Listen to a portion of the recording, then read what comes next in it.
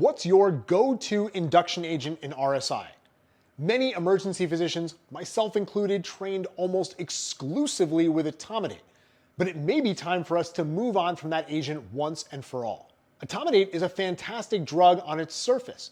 Rapid on, rapid off, and no intrinsic hemodynamic effects, despite the fact that for decades we've been told about transient adrenal suppression with Etomidate.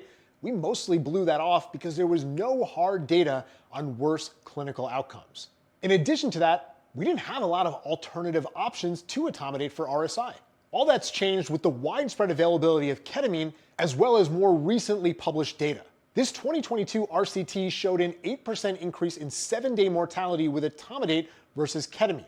We've got a meta-analysis showing a strong association with Etomidate and increased mortality, number needed to harm of 31, and a 2024 study showed moderate probability that ketamine reduces mortality when compared to Etomidate in patients requiring emergency RSI.